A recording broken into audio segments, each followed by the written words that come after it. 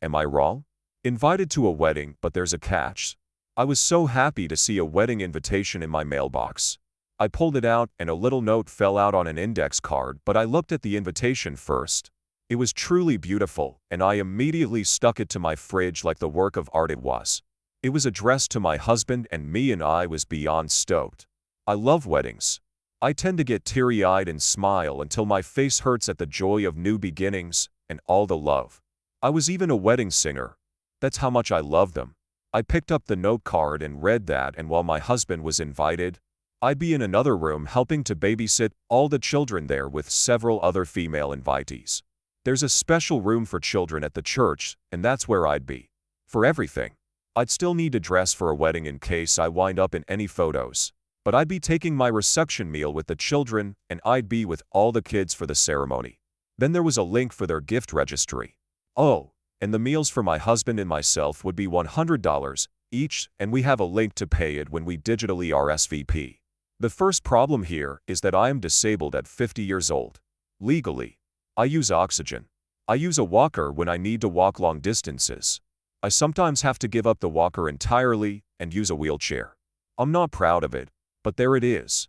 I could happily sit in a room and look at kids, but I'd be pretty useless to prevent a fall, or stop a child from choking, or anything else that would require me to move quickly.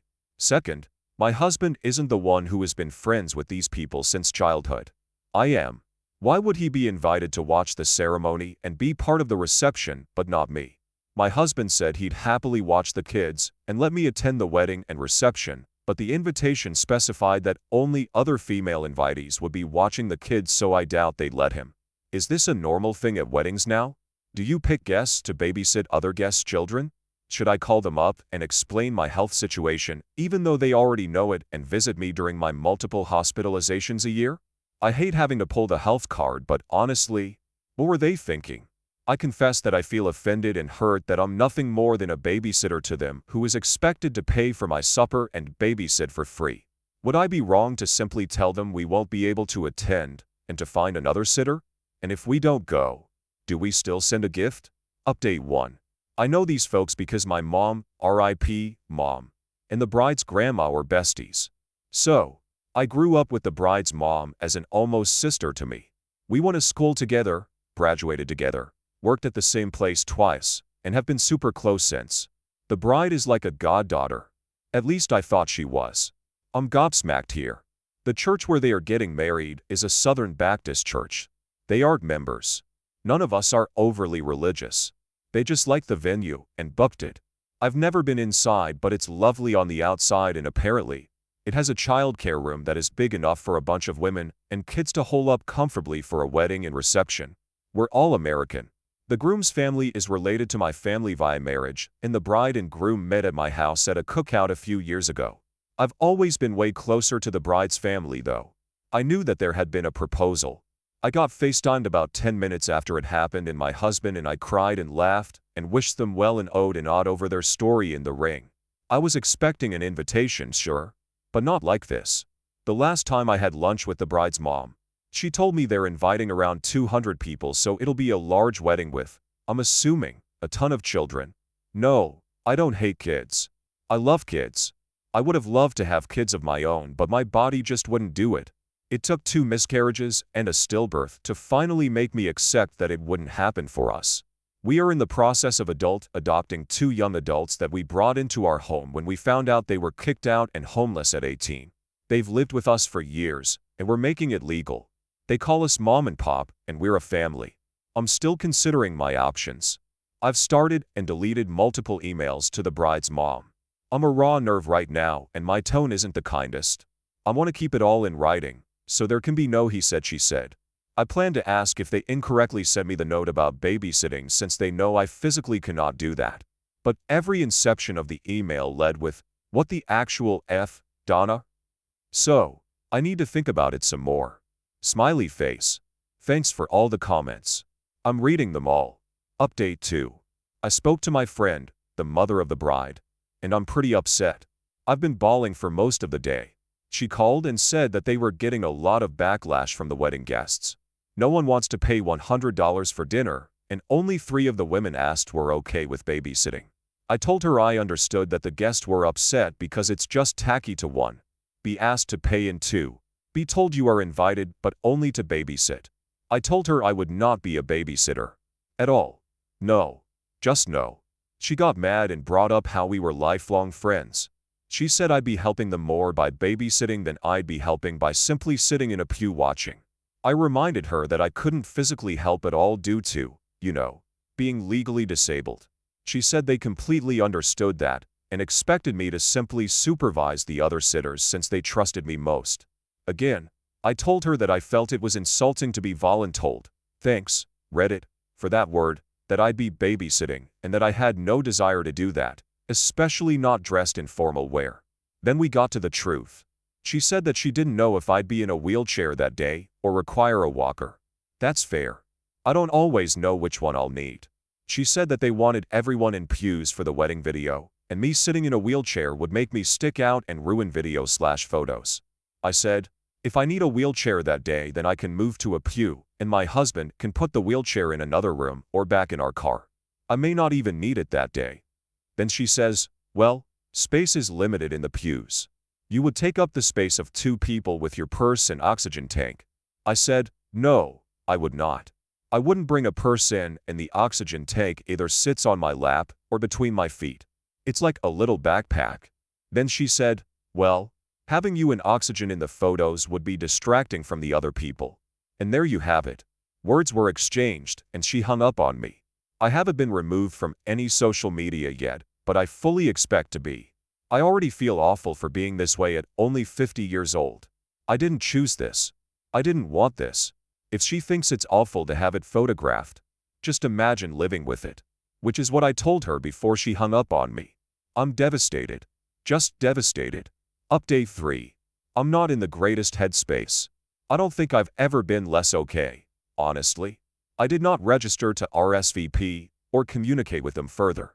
Until another invitee got in touch with me and said that the mother of the bride, a person I thought of as basically my sister, was bad-mouthing me into the ground. I explained my side, and our mutual friend was livid. They told the mother of the bride and the bride that they were wrong to want to exclude me because I might or might not need a wheelchair and would have oxygen on my face. I could remove the oxygen for photos, they told her. So, the mother of the bride sent me a message saying, and I quote, well, if you're going to be butthurt about the aesthetic we want to achieve and try to turn other guests against us, then you can fucking come and sit in a pew, but not in photos. And we'll try to get the videographer to do edits to the wedding vid too. But I won't forget how you made this difficult for us. I replied, how did I make it difficult other than existing? She replied, you clearly told about what I told you regarding your wheelchair and oxygen. And she's telling everyone else. We're getting a ton of hate. I said, she asked me if I was attending and I told her no and explained why. I didn't lie to her. I told her exactly what you said. You didn't tell me not to tell anyone your reasons. If they're valid reasons to you, then you shouldn't care who knows. So, I'm now blocked. By the bride, the mom, the dad, and the groom. A friendship I've had my entire life is over. A goddaughter that I helped nurture and care for is just gone now. We paid for the bride's car insurance, gas, and cell phone all through high school and college because we wanted her focused on just her studies and not a part-time job. Her parents got her a car but insisted she work, but her grades fell when she did and we helped her. And this is how they fake us. This is how they repay our kindness. I guess I'm a great friend when I'm giving money, but I'm not good enough to be seen. I've felt like a burden my whole life, and this has set me back so far. I'm just not okay. Update 4. Apparently, my post went sort of viral because it was on Fox News and a site called Bored Panda. A few mutual friends reached out and asked if it was me, and I admitted that it was. They were told something completely different about the situation. The bride's mother told them that I refused to come because of my health difficulties, and that I was afraid I would ruin the wedding and decline the RSVP. She even claimed that she had been begging me to attend ever since the engagement happened, which was a bold-faced lie. I'm the one who organized and paid for the after-engagement party, so they could announce the happy news to everyone, and I was clear to everyone that I couldn't wait to attend the wedding. So, I sent screenshots, photos of the invitation, and the note card telling me I'd be babysitting. And then the showdown where I was told I could sit in the pew and just be edited out of the video and would not be in any photos. I also posted it on Facebook and shared receipts there, too. Well, World War III has officially commenced. Granted, I'm getting this all third and fourth hand. But here's the latest. Word has spread fast. Links to the news article have made it all over the place, and I've been told that the few ladies who had agreed to babysit have backed out and asked if there was something wrong with them that would make them not fit to sit in the pews or be in photos. And I think that's probably the case since 2 of them have unnatural hair coloring and the other has facial piercings. The church that was booked as the venue has been notified, and I'm hearing it's probably not going to happen there because the pastor's daughter is wheelchair-bound after a car accident. He was going to officiate, but now he says he's conflicted about it and the message it would send. My ex-friend and the bride have blown up my husband's phone because I blocked them after this went public. They blocked me first on all of the social media spots, and he let it go on for a few days to see what they had to say. He has blocked them, but the bulk of it is that I'm jealous that I was never blessed with any children of my own, so that's why I'm ruining this for them. I'm hateful and vile and vindictive because I hate them for their clear health. I mentioned that the groom is related to me by marriage, right? That whole branch of the family tree has now divided itself with some on my side and some on the bride's side. The groom hasn't contacted us at all, but his mother did, and told me that I was wrong for sharing personal business and that I need to let the bride have her wedding how she wants it. I don't agree that I did anything wrong here. I can't help that I'm sick. They've made me feel like utter trash that should just be tossed into the landfill. I hurt. I literally ache because of this. So, hi Donna, my ex-best friend and practical sister. If you're reading this, you devastated me. I'm not okay. I don't know that I'll ever be okay again. I invested time and money into both you and your daughter. I gave you both a home when your marriage was messed up and never charged you rent or asked for help with groceries or utilities.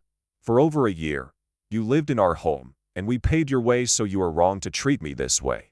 My oxygen mask and possible need for a wheelchair should be the last thing on either of your minds.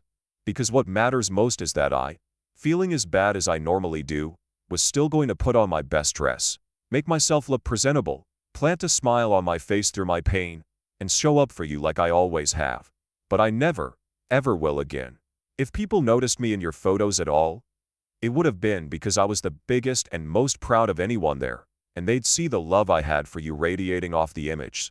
You will regret this one day when I'm gone and you realize that there are more important things in life than a perfect photo. Story 2. Getting engaged has ruined my relationship. My partner and I have been together for nearly 6 years. He has honestly been the most amazing, wonderful, and supportive person in my life. He doesn't just make me happier, he makes me healthier. He's been absolutely fantastic in every way imaginable. About 2 years ago, we had the big marriage talk. We were both honest about what we wanted. He admitted that getting married made him so nervous. He has literally never seen a successful marriage. Every marriage he's ever witnessed has either ended in disastrous divorce or very sad premature death. I said I would stay with him whatever he chose, but there are some things I wouldn't do unless we were married. Just as he's seen too many marriages fail, I've seen too many loved ones be abandoned by men once the kids come along, or when he finds a better option. In other words, as long as we weren't married, no kids, and our finances remain strictly untangled from each other. He proposed to me a few months after that, and since then, he's turned into an absolute nightmare. First, he refuses to do anything wedding-related, but accuses me of taking over and being a bridezilla when I make decisions without him. He does things behind my back, like inviting our friend who has 4 kids to bring the children when we agreed the only exception to the no kids rule would be my niece, who will be 3 months old and for obvious reasons can't be separated from my sister for the weekend. I can swallow that frustration, but he's also become hypercritical. Any mess around the house, even if he made it, if I haven't cleaned it up by the time he gets home, he refuses to talk to me. I work from home, so I usually do a lot of the chores like the dishwasher in my lunch break, but sometimes I don't have time. This is a busy time of year, and while my job is usually constrained to 9 to 5, in the last few weeks I've had to work until 8 or 9. When he stormed in last night angry that he had to clean the kitchen, and I pointed out I'd been working for 12 hours straight, he looked me in the eyes and said, "So?" He's threatened to throw me out the house and call off the engagement 4 times. He's stopped initiating sex. I've come to dread the sound of the door unlocking because he can't go 5 minutes without finding a problem to have with me. It's so bad that my mother, who was ready to adopt him a year ago, is refusing to be the witness that signs our marriage certificate. I've asked to call off the wedding, go back to being just girlfriend and boyfriend. But he says he really does want to get married, and he's just doing all of this to make sure he's making the right choice. Increasingly though, all he's done is convince me I'm making the wrong one. Edit to add. If it wasn't clear, I'd already decided not to marry him when I made this post. I'm packing up and going to my mom's for now. I'm safe and don't need anyone to call the cops. Thanks to the person who offered though. Update 1. Sorry for the wait, folks. I've had a lot to do. This has honestly been one of the hardest things I've ever had to do. I'm back in with my parents, which is awful. I hate it. I feel like a teenager again. They're being very supportive, and I'm grateful I had somewhere to go, but the house is so damn loud and I forgot what it was like. I'm trying to find an affordable apartment, but it's London, so that feels like a bit of a pipe dream. To top it all off, canceling a wedding a month before is expensive. Only the celebrant and the photographer have accepted refunds. Every other vendor has been paid in full, and that's money just flushed down the toilet. It's been exhausting. Before this, I was in a pretty great financial situation. I had savings and a plan in a house and a financially stable partner. Now I have less than 1/10 of my savings, nowhere to live, and no real prospect for the future. It's not easy processing losing him. Not easy at all. I'm still in the part where everything makes me cry, and you feel like someone has taken scissors to your soul, but I've experienced both grief and breakups. I know this feeling will eventually fade, even if it might never completely disappear. When it's mixed in with the relief of being able to exist without criticism every 5 minutes, I'm hopeful it will pass sooner rather than later. But I have no experience with this kind of existential fear of being alone, not having the family I've wanted for so long, not knowing what's next, actually trying to date someone. When I was little, I never knew what I wanted from my career other than that I had one, but I always knew I wanted to be a mom. That dream feels like it's getting further and further away every day. I have no experience for this burning embarrassment of telling everyone in your life that the wedding they were invited to isn't happening. It was so painful telling his niece and nephew I wasn't going to be seeing them again. They cried and clung to me and begged me not to go, and they ripped my heart out. It's easy on Reddit to tell someone to end things, but when you've built a life together, disentangling it is so bloody difficult. A divorce would be easier because then we'd have a legal framework for all of this. Instead, I have to decide if I want to take him to court for custody of my cat when I don't have a proper place to house her, but she's my cat. You might have noticed I've avoided really talking about my ex. We're communicating through our parents. He tried to reach out several times, but if I talk to him, I know I will do what I always do. I will buckle and take him back because I love him very, very much. I've been in therapy, again courtesy of my parents, and my therapist has to keep reminding me to love myself more than I love him. I miss him anyway. He's promised to change, promised couples counseling, promised he knows he was wrong. But he also hasn't said the word sorry yet. Such a small word, and yet so telling. He's been generally pretty accommodating to me. Expenses have been split 50-50, which is fair, but certainly a worse deal for me. He left the house so I could gather my things in peace. I can tell from the state of it this has hit him hard. The cats have been the only sticking point, and I understand why. The house is old and creaks. Being there alone isn't fun. Neither of us liked it when we were alone, and a large part of the reason we got cats was for the company at night when the other was away. I'm sorry if this wasn't the update you wanted to hear. My mind is all over the place,